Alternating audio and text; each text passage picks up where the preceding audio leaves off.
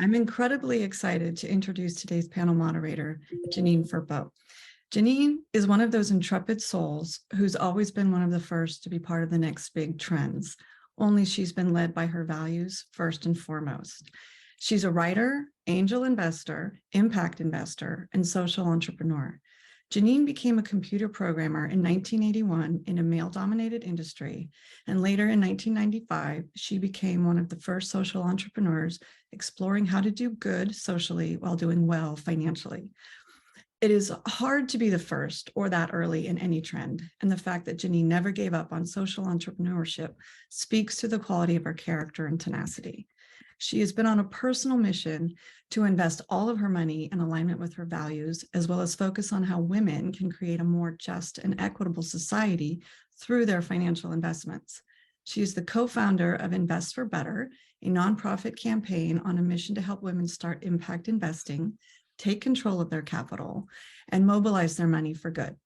She's also a board member for Zebras Unite, which is a founder-created and founder-led movement that is bringing attention and solutions to getting more women and people of color access to equity and venture backing. She was also formerly the Deputy Director of Financial Services at Scale for the Bill and Melinda Gates Foundation. Her book is called Activate Your Money, Invest to Grow Your Wealth and Build a Better World. And I'll hand things over to Janine now, and she'll introduce us to our other co-2 panelists who will be talking about money and relationships, a topic that is relevant to everyone on this planet. So thank you, guys. Thank you so much, Shelley. That was a fantastic introduction, and I'm going to have to steal it from you. You got it. And so thank you to Linqto for this opportunity to chat with everybody today. And thanks also to all of the participants who are on this call with us. Before I introduce the panelists, I want to give you a little bit of an intro to what we're planning to do today. We're going to, and I'm going to start by putting a stake in the ground. And the stake in the ground is that I'm going to tell you that we believe that women think differently around money than men do. And I know this because I've seen it firsthand in my own work, both the work that I did domestically as well as the work that I did internationally. And the data backs me up on this. So we think differently, and understanding and appreciating and embracing those differences can actually have a very positive impact on our relationships with money, on the investment choices that we're making, and even on our returns. And that's true both in the business setting as well as at home. So in today's conversation, we're going to talk not only about men and women's relationships with money, we're also going to talk about the impact of our joint involvement with money on financial markets and on returns. And we're going to be starting at the organizational level, sort of at a macro level, and then we're going to shift from that to the more personal level and how this plays out at home and how we can make our relationships there even better. We're going to leave you with some tips on how you can change your behavior and how you can change your thought processes to increase your returns and to put more meaning into your money and your relationships. So let me now introduce our panelists. So first we have Dr. Ruth Shaber. She is the founder and president of Tara Health Foundation, which is an organization that promotes health, well-being, and opportunity for women and girls through innovative evidence-based programs. She's also the co-founder and board chair of RIA Ventures, which is a group of foundations and investors that are collaborating to bring new types of capital and new types of enterprises to the field of reproductive health. Before she did all that, however, Ruth was an obstetrician and a gynecologist at Kaiser Permanente for many years. And while she was there, she held leadership positions that included Director of Women's Health, the founder of the Women's Health Research Institute, and she also served as medical director at Kaiser Permanente Care Management Institute. But she's here today as the co-author of The XX Edge, which is a book that shows when women make financial decisions and apply their skills across all capital markets, it leads to higher returns for individual investors and greater economic growth. She'll be talking to us about the extensive research that she and her author did on that book. My second guest is Sheila Schroeder. who is a senior vice president and regional head of business development at Wealthspire Advisors. When she joined that firm 10 years ago, she already had an impressive 25-year career on Wall Street, where she focused on equity sales for firms like HBSC and Lehman Brothers. During her time there, she was a senior institutional equity sales executive, and her primary focus was on the Asian and Japanese markets. And she worked in sectors like real estate, commodities, infrastructure, consumer, and financials. She also served as the lead salesperson on countless IPOs and secondary offerings, many of which were in excess of $1 billion. So she has a strong financial background, to say the least. And in addition to that, because of her role as a woman at a time when women were not in these kinds of fields, she was asked a lot about money. She's been asked about money her whole life. And one of the things that she realized along the way is that just because people are wealthy, it doesn't mean they're educated about their money or their personal finances. And she wants everyone to become educated and financially independent. And she thinks that that starts with money conversations. And so her book, which will be published later this year, is called Let's Talk About Money. And it speaks to that, how we can begin to have conversations that lead us to a level of understanding, awareness, and confidence.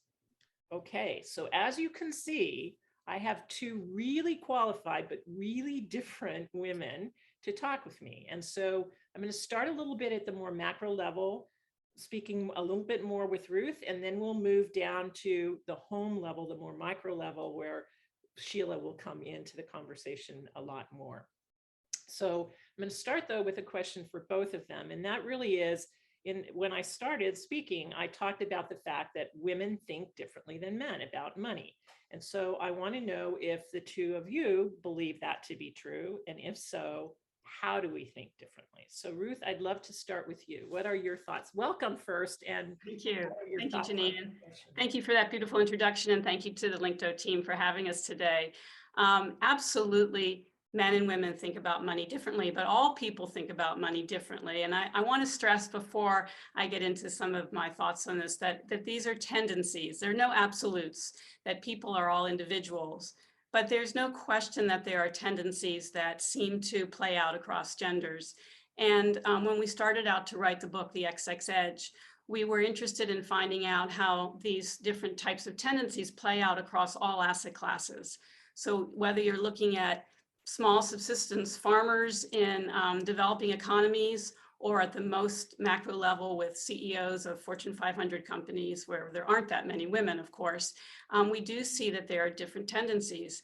Women tend to be more collaborative. They tend to have less ego. They tend to assess risk differently. It doesn't mean that they aren't willing to take risks, but they analyze risks differently, and they're less likely to be influenced by peer pressure when taking risks. And finally, they tend to be more interested in the long-term outcomes of financial decisions rather than looking for short-term gains. And these things manifest themselves in different behaviors, but absolutely they do seem to be gender traits that play out across the financial markets. Great, thank you so much. And Sheila, you work with a lot of high net wealth individuals in your and families in your work today. How do you see this playing out? Do you see this playing out in your work? So I agree with Ruth. These are tendencies, not absolutes. Overall, I think that the women we work with tend to be longer term thinkers. I think we'll talk about this in the conversation today, but women tend to trade less. So they create a portfolio that works for them, and then they are comfortable in a sense to set it and forget it. I mean, barring things like market changes, you're rebalancing your portfolio. But generally, they're like, let's create a roadmap for my life, and then let's set the portfolio to that. And maybe once or twice a year, they're looking at it, thinking about what do I need to do differently? So they're great about long-term thinking. Often they also want to know, how does my portfolio impact the world around me? So that's very important. I'd say too that I often work with women who are really financially empowered. On the other hand, sometimes in a couple situation, women tend to be a little more hesitant. And so, for example, I've never had a man say to me, I'm so ashamed I don't know more about my personal finances. But I have had women say that. And so the first thing we say is, let's get that word out of the room. For example, if I were a doctor, I would feel no shame that I don't know something about my personal finances. That's not what I studied. And I often say that none of us springs from the womb knowing about our personal finances. So that's really a difference I see too, is that there's more a sense of shame that I don't know. And then I also had that group that is really empowered and embracing that. And they tend to think more collaboratively and long-term. I think that point you made about shame, I think is absolutely true. I see that all the time. Women don't believe that they are good investors. Very few of them actually do. In fact, one of the stats I put in my book is that only 9% of women believe that they can outperform men as investors. And yet we've seen through research, like a study that was done recently by Fidelity that looked at 5 million accounts over a 10-year period. They found that the women outperform the men by 40 basis points. And the reason is because of the kinds of things that you talk about. The other thing that I think it's really important to realize when we talk about women and money, and this is for the men who are listening too, because I know there are a lot of men on this call. When you think about the women that you love, I mean, one of the challenges that women face is we unfortunately don't make as much money as men. We tend to have shorter work lives because of our reproductive years, and we live longer. So we're actually having to do more with less. And so it's really important for us to move from an approach that many women take, which is saving. We're great savers. We're great philanthropists. We do better at both of those than men. But when it comes to investing, we don't. And on average, I don't think this is true of the audience we're talking to here, but on average, women save 70 cents on the dollar in cash. And I don't have to tell this audience what that means about your long-term financial health. So I think there are important differences. And as I said earlier, understanding what those are and really taking them into consideration as men and women, I think is really important. But Ruth, you talked about the importance of collaboration. So how do these differences work for or against us as we start looking at men and women and their money relationships? And what do you think happens when women move past some of these hurdles we mentioned to really move into roles of financial decision makers and investment collaborators? What happens? So certainly diversity in general allows teams. So whether it's a couple in a family or boards of big companies or a new startup founder team, that when you have diversity on that team, you're going to be able to see around the corners and cover the blind spots. If everybody in a room making a financial decision looks exactly the same, then you're going to miss stuff. So first of all, just a general importance of diversity in financial decision making, but also in terms of what women bring to the table is that women tend to do more with less. So once again, if you look at subsistence farmers or all the way up to the CFO of big Fortune 500 companies, women tend to be more efficient with the money that they have. And perhaps it's because they tend to get less money, but no matter what, they are more efficient. And they also, this is a really important consideration, that women are closer to the problems that need to be solved.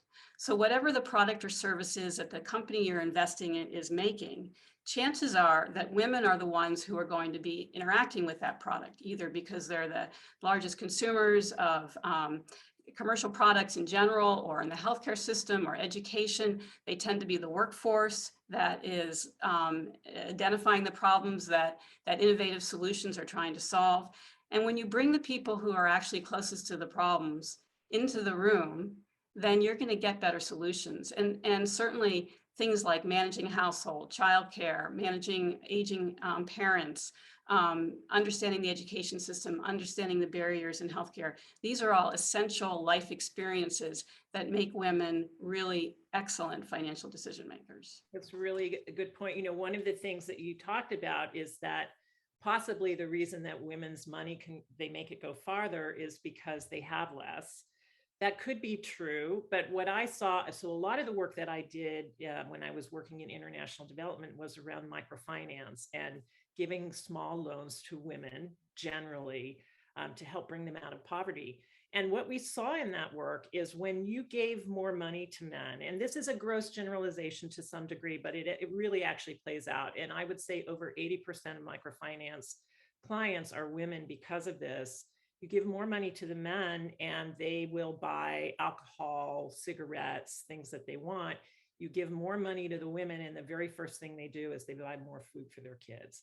So the first thing they do is they feed their kids. And the second thing they do once they feel like their kids are getting the nutrition they need is they put them in school and they try to make sure those kids get an education. And this really speaks to the difference we talked about earlier, which is that women care about what their money is invested in. I mean, this is a big part of what we're doing with Invest for Better. We're putting women into investment clubs and teaching them how to be smart, confident investors. But the reason they care is because they're starting to realize that their money can have a tremendous impact in the world. The ways that we choose to invest our money can actually change the economy. And so I think that that's really important. But Ruth, in your book, what's interesting to me is you go even farther because you claim that if we involve women more as financial decision makers, we can actually get higher returns on our investments. So how does that work? And what proof do you have that that's actually true? Because that's quite a statement. Yes, Janine, and I'm very proud to say that we did a very thorough assessment of the existing research across all asset classes. And as a medical scientist who really built my career on the fundamental importance of evidence before making decisions, I was concerned when we set out to write this book that we might have to cherry pick the data, that we would have to be selective. And that actually was not true. Anything that was published across the industry really supported our thesis that when women are involved in financial decision making, there's superior financial returns. And this isn't a question of men versus women, frankly. It's a question of gender diversity. So for instance, there was a really interesting study that Vanguard did recently. They published it that looked at 2,600 actively managed funds. And they followed these funds from 2008 to 2021. And what they saw was that if the teams that were managing the money were gender diverse, so they categorized the teams into 4 categories: all men, all women, gender diverse but majority men, and gender diverse majority women. The gender diverse majority women teams outperformed all of the other teams by 47 basis points. And they went so far as to say if the only thing you did with your portfolio was remove all of the teams that were managed by all men, and frankly, those were the teams that did the worst, and tried to select as much as possible for gender diverse majority female, you would outperform the market by 58 basis points. Can you imagine any other easily discernible factor that could protect your portfolio like that? It's because of our cultural biases that it makes it so hard to accept, but the data plays out over and over again. There was another McKinsey study that was published recently that showed that if in the teams in public companies in the top quartile of diversity outperformed by 21%. And we see this in microfinance, we see it in entrepreneurship, in venture capital. And once again, it's not about men versus women. It's not about women replacing men. It's about adding seats at the table and having the diversity of decision making that lets us all perform better. And interesting, it also results in economic growth. And Janine, you had the example of what happens when women have more control of money in a household and how they provide more money for their kids and school and food. That same phenomenon plays out at a macro level, because when women are included in big companies or in entrepreneurship and in philanthropy, they tend to contribute more to their families and their communities and society in general. And that leads to economic growth that we all benefit from. So that's a huge takeaway. If you look for diverse teams, you can actually get a better return on your investment. And what you talked about in public companies is also true in private companies. a shocking statistic, because I know a lot of people on this call are private investors. I'm an angel investor too. In 2021, of all the venture capital money that was invested in this country, 2.2% went to female CEOs. And last year, it got worse. It went to 1.9%. And yet the data shows that when you have women running companies or diverse teams, they outperform men by as much as 67%. So a big takeaway, if you want to see good financial return in the public markets and in the private markets, start looking for diversity in your teams. But what I'd like to do now, because we've talked a lot about the big picture, I'd like to shift down a little bit to the home.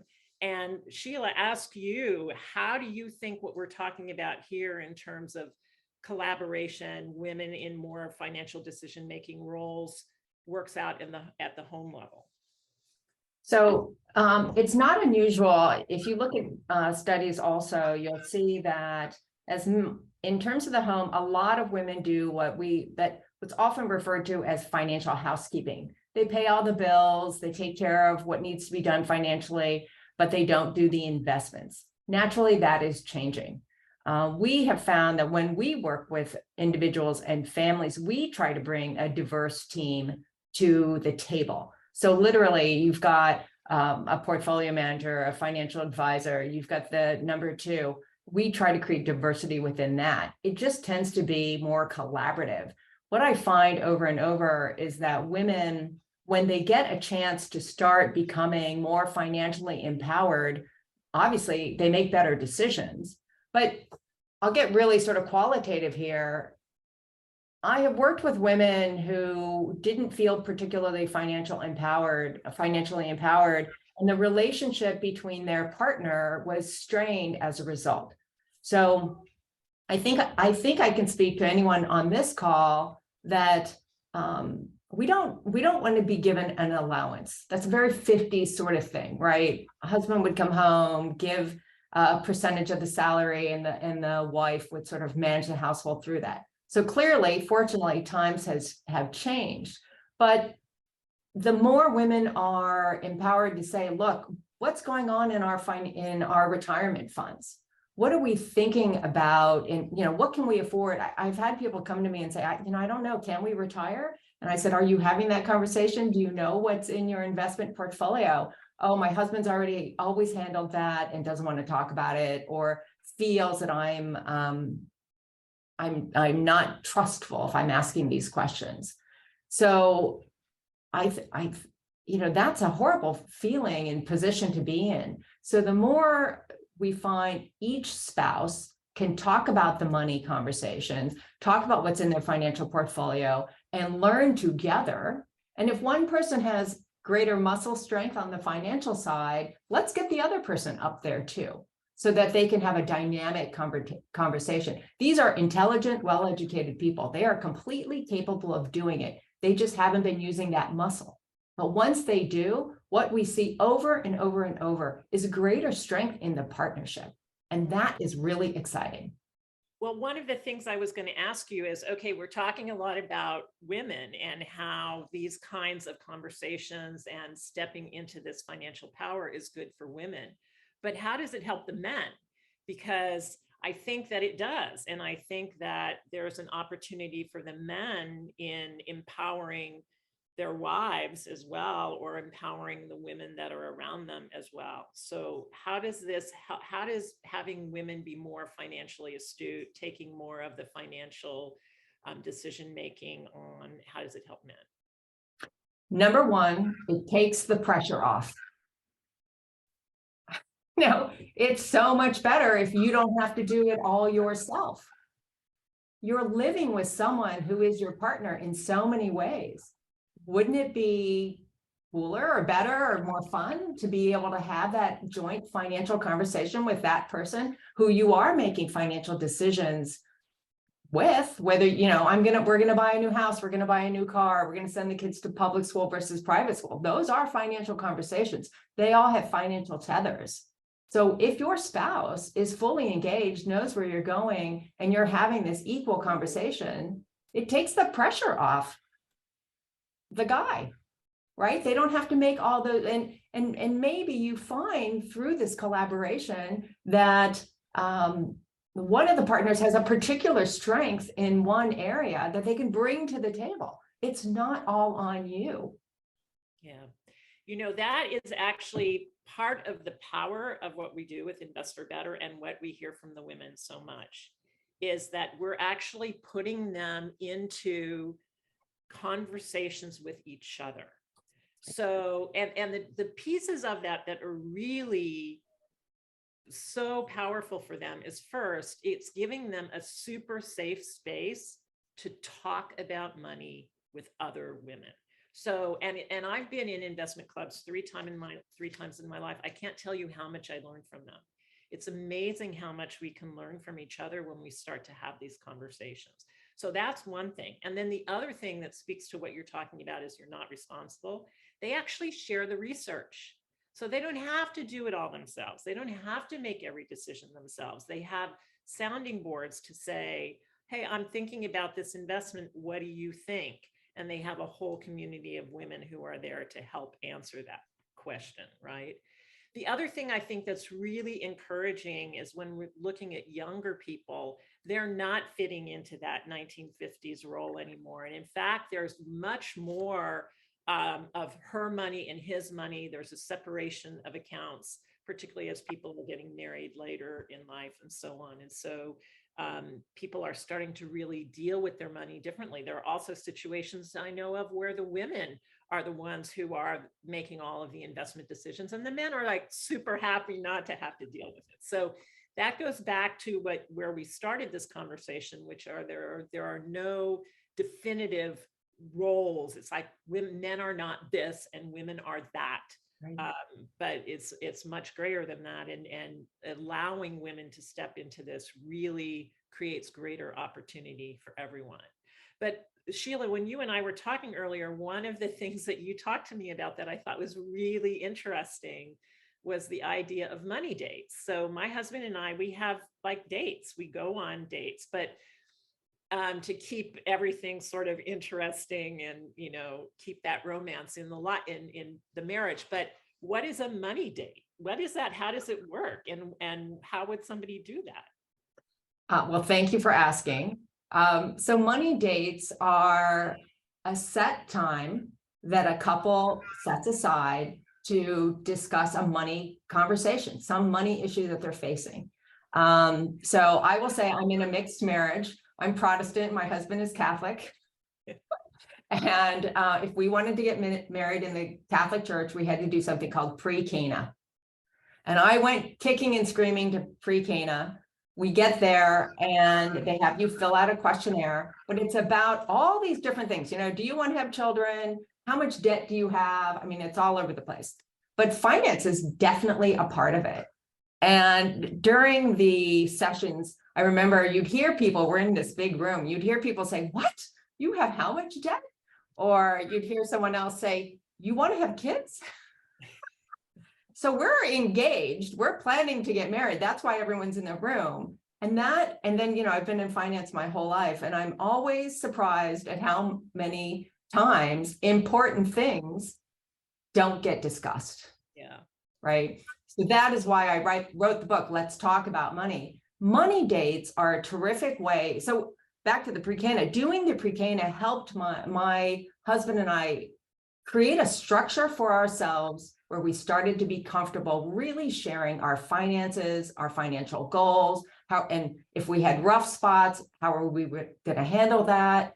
And just started creating a foundation for ourselves.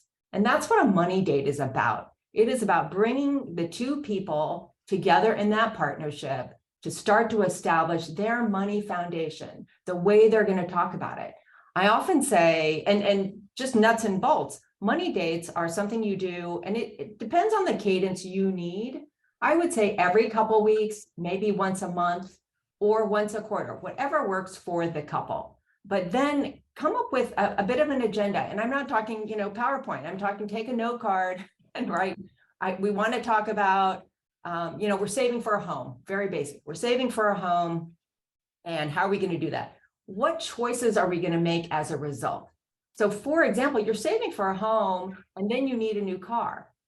Well, if you have a money date, then you can start to say, do we need a new car? Can we buy a used car? How much do we want to spend on that? Or another money date topic, and this is long-term, when do we want to be work optional? Well, that's a longer term thing. Is that something that's important to us? Is it for both of us or just one of us, etc.? Money dates are a way to put on the agenda things that you want to talk about or should talk about. And then on a regular cadence, get together to do it.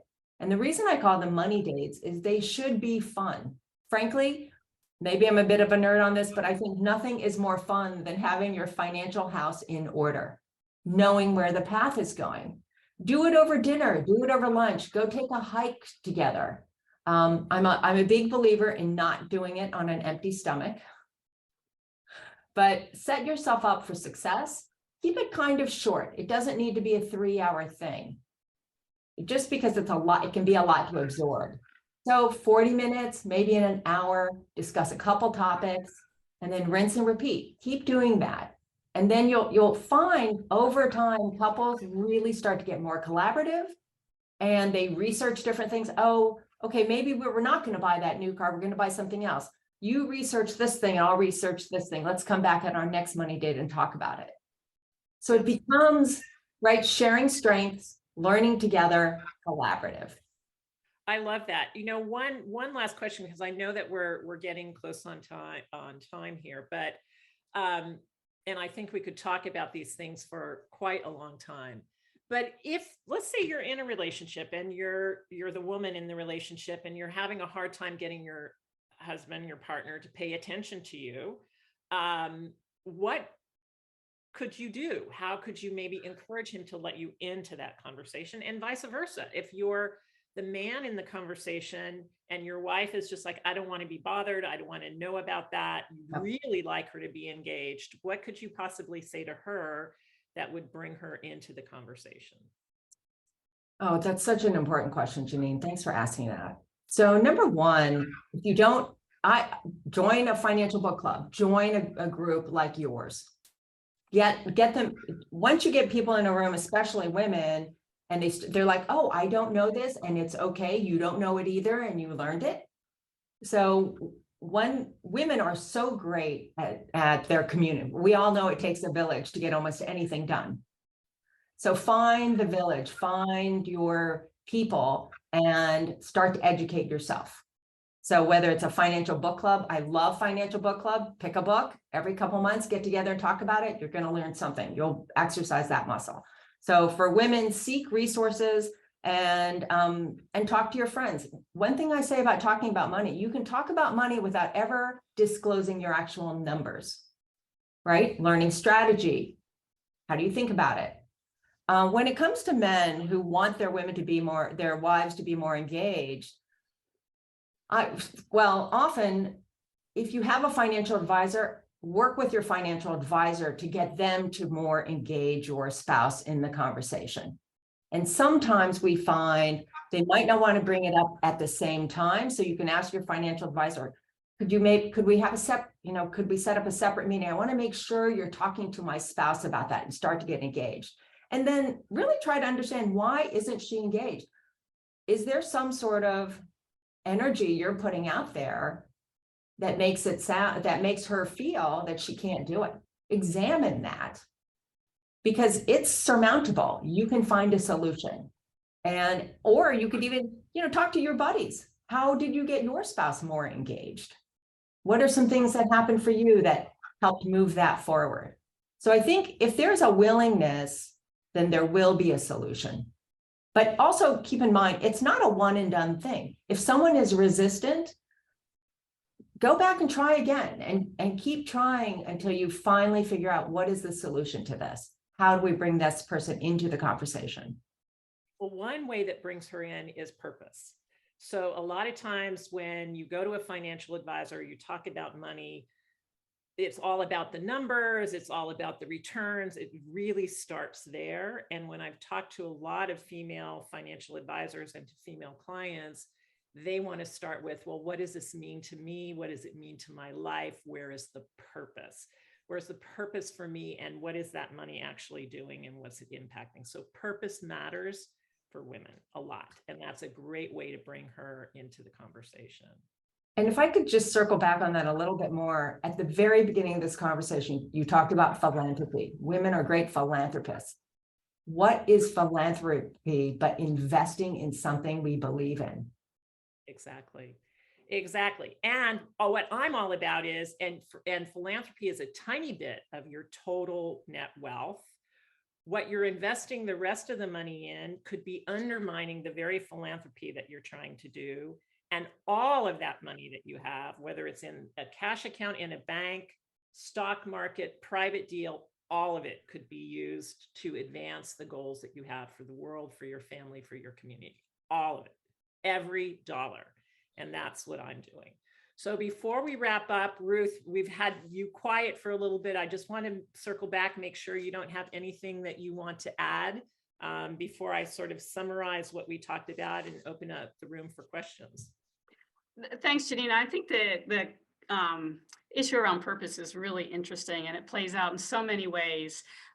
Certainly in business, that women do tend to bring in the purpose of capital much more robustly than men do. And once again, these are just tendencies.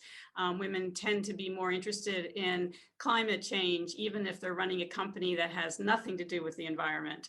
And it certainly plays out in the households too. And so I think that is a really not only an important way to engage women in these conversations, women who feel intimidated or don't trust their competency in the field, but also it's an important thing to recognize when we're looking for women financial leadership, that you're going to get, your money's going to do more than just give you returns. It's going to, money can do two things at one time, purpose and returns. Absolutely. Great. Well, thank you both for your time and for being on the call. I just want to share a couple of last thoughts for people to take away with. So here's a couple of key points. So first of all, I'm reminding you that if you want to maximize your returns, think about the diversity of the team, whether you're talking public investments or private investments. It also is within everyone's power, as Sheila was saying, to manage a portfolio. And whether we're talking about doing that professionally or at home, and when you share that responsibility across diverse teams, you get a better outcome. So keep that in mind. And then open, transparent money conversations are incredibly empowering for everyone. And we encourage you all to get a money date on the calendar. So with that, I know that Karim had come back in. We'll open it up for questions. Yeah, no, I came back in because it was really fascinating, and thank you so much, Ruth and Janine and Sheila. So it's interesting as we wait for some questions. The observation is too, like you pointed out, there is the relationship that you have personally with your spouse or partner to talk about money, and then you broke that down into various segments.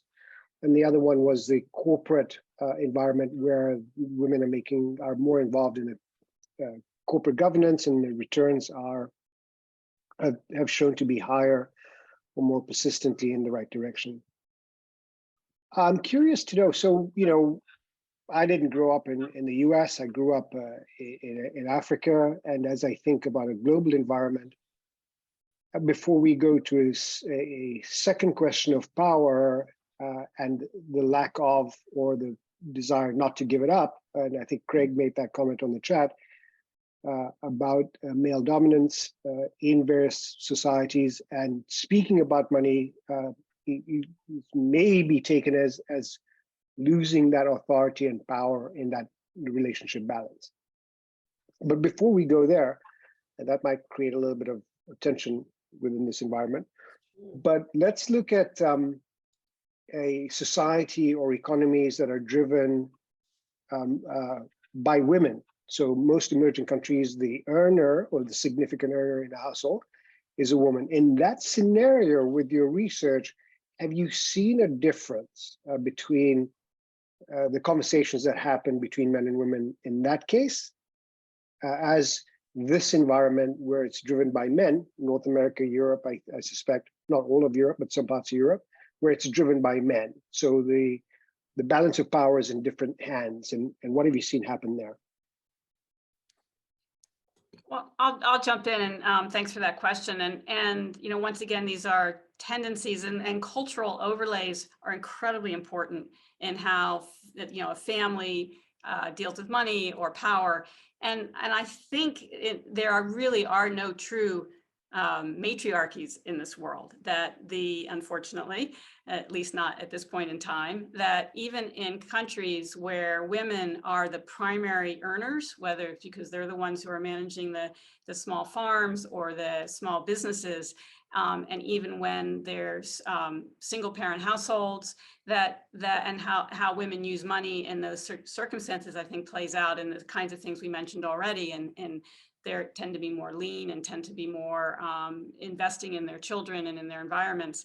I don't think that we can draw the conclusion that there's a different power relationship between the spouses or even in the communities, that women tend to use money differently, but it's still the men who are calling the shots. It's still the men who are the local governments and still have the power.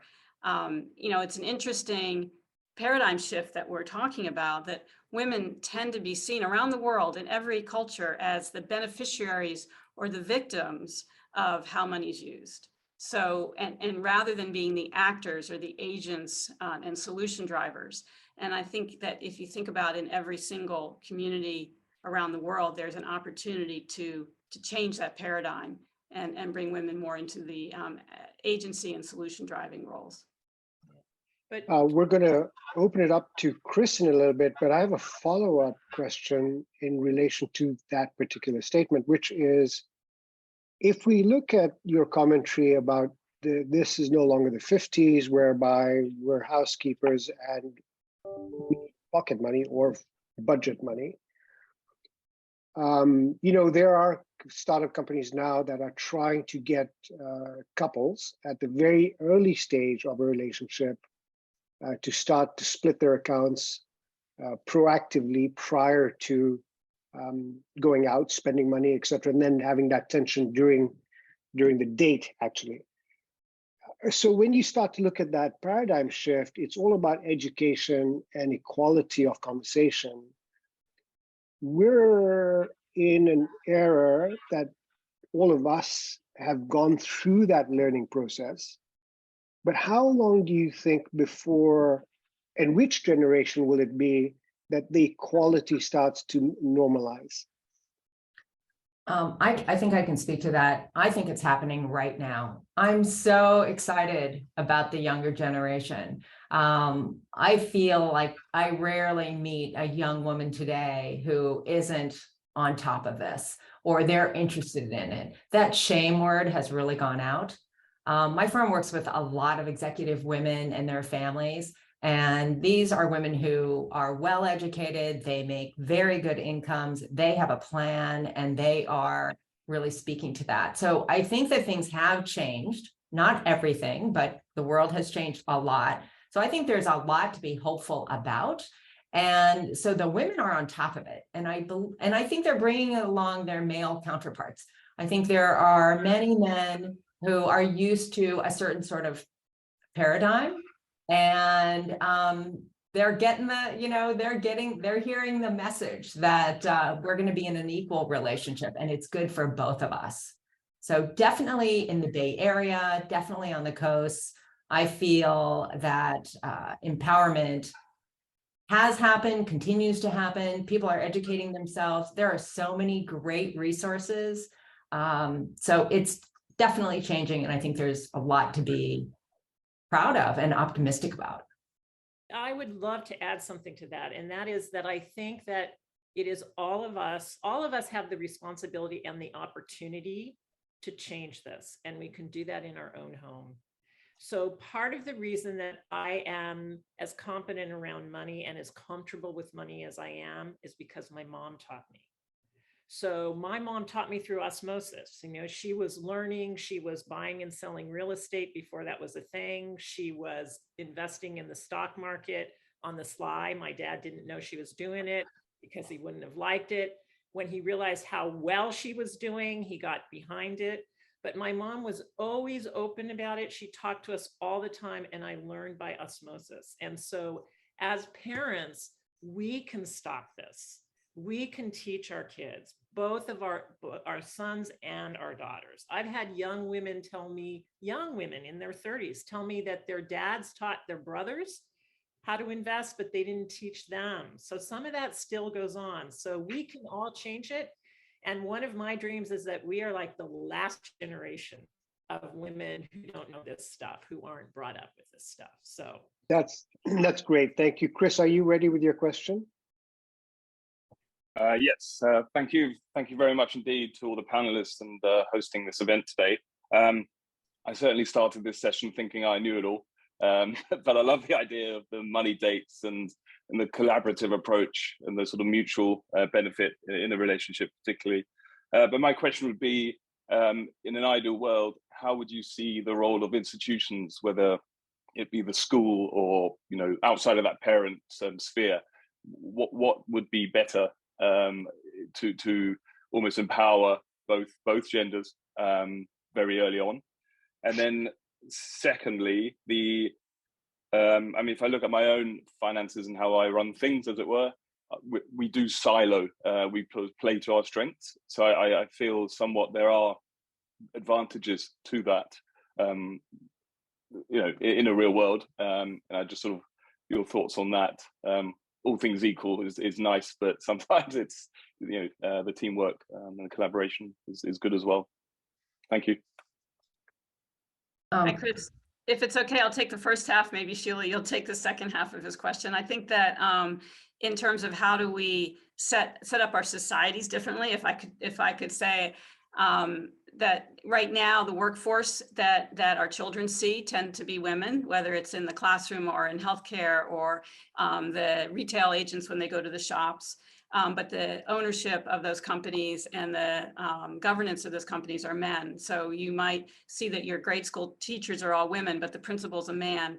And it's going to take some sorting of our societies to have role models throughout our system that boys and girls can see and relate to and understand that, oh, I can be the head of a school if I'm a girl, or I can be voted in to be running the school board in my community, or own the grocery store, not just work as a cashier. And it takes a while, and it takes women understanding that there are career paths and opportunities for them that don't just stop at a glass ceiling when they reach a middle management level. One thing I would add along the education part is right now, I think only 14, maybe 16 states in the United States require any kind of financial literacy training. I'd love to see schools bring that back.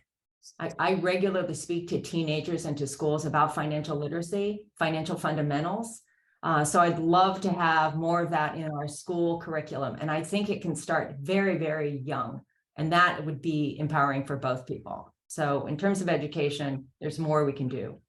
In terms of the silos, so that happens all the time. But one of the things I say is that if you're in a relationship and one of the people leave and you don't know how to cook, you can probably figure out how to feed yourself. But if you're in a relationship and one of you have more strengths on one financial area versus another, that could be a problem. And so it's very normal for one person to handle one aspect of the finances, the other person is stronger on the other. But I think it is really crucial that you each have some sort of comfort level. You don't have to be the expert, but you want both people to know, at least at a fundamental level, what the other person is doing and where the resources are to become stronger in that. So if one of those people in that relationship disappears for some reason, the other person isn't foundering because they're like, wow, I didn't know anything about this. That other person should know at least a certain level so that they're not in a bad situation if something negative happens. I've seen that happen a lot. So it's, you know, death or divorce is not the time you want to figure out, or some terrible tragedy is not the time you want to have to start to figure out what this all is about. your money or to put total trust into an advisor who you don't even know. Right. So, and that's something that we talk to the women in Invest for Better about all the time is you don't have to become an expert on this. Just know enough to ask the right questions. Just know enough to analyze something and to know whether you're getting told the right things or not. So I think it's insurance. It's a kind of insurance to make sure that if something happens, that the people you love are not going to be bereft because they don't know what to do or they end up getting taken advantage of. Thank you. There is a question from Bridget McGrath-Massey. How does one demonstrate the expertise to get on boards to provide their perspective and diversity? You know, there are services, there are brokers now that help find working often for the companies who are looking for a more diverse board to recruit, whether it's women or racially diverse board members. And, you know, so there are lots of opportunities, but one of the most important things is just to lean into your lived experience and know that don't be intimidated. If you have the opportunity to join a board, who cares whether you're the token woman, just go for it because you're going to learn and you're going to grow and you'll be surprised by how much your lived experience is incredibly relevant to whatever that board is trying to sort out. Thank you. So we've covered an exceptional amount of ground here today. And actually one of the polls that I was looking at, I'm going to poke a little bit at this. So obviously there's no right or wrong answer, but one of the questions was, have you ever had issues with your partner when you discuss money? And slightly above 50% said no. I'm going to challenge that just because there are no right or right answers, but I'm telling you, I've had a lot of issues discussing money with my partner all over and over again. It's a very difficult topic. So those folks who said they've never had an issue, we actually all need a coaching lesson on how you manage to do this. Because it's the most mundane stuff that we go through sometimes. You know, buying that sports car or buying that electric bike that causes a lot of problems. Hey, honey, I was out today. So a great deal, had a 60% sale and I bought it. What's the big deal, right? I mean, that's as simple as that could lead to a divorce. It's the one of the number one issues for divorces and marital upsets. So that is really surprising, really surprising. And Karim, I can say that I truly have never had a money fight with my husband ever, oddly. We fight about other things, but we don't fight about money. And it is these sort of money conversations, money dates. He's completely, there's nothing he does not know about the finances. And you can probably tell in my family, I handle the finances, but there's nothing that he does not know. There would be no surprises for him. He knows who our financial advisor is. He knows where all those things are. And you can model that, by the way. Like if you want to buy that sports car and it's creating friction, you can model what that impact is and create a place where like we can totally swing this, etc. So there are lots of tools to help remedy that. Thank you. All right, for all of you guys who have not had fights, join us again and tell us your secrets. For all of those people that have had conflict, that's a story to tell as well. So that's always interesting. I do, you know, going back to the education thing, it's appalling that we do not have enough financial education starting early. I mean, if kids don't know how to balance a checkbook, that's horrible. It's a crazy society, given the society that we live in, that is not a fundamental educational policy. It doesn't make any sense. Anyways, putting that aside, thank you, everybody here. And I would like to offer the opportunity. Obviously, we had over 120, 130 people who registered. Less than that showed up. But they will hear this recording because they did register. So I'm offering up for anyone that was here today, if you would like any or all of those books that have been written by Ruth, Janine, or Sheila, and anyone else, just express your interest to us here via email or chat. We'll record that I try and get that book for you and send it out to you. So thank you, Ruth, Janine, Sheila. Thank you everybody for joining us today. We look forward to continuing the conversation. Much appreciated. Thank you so much. Take care.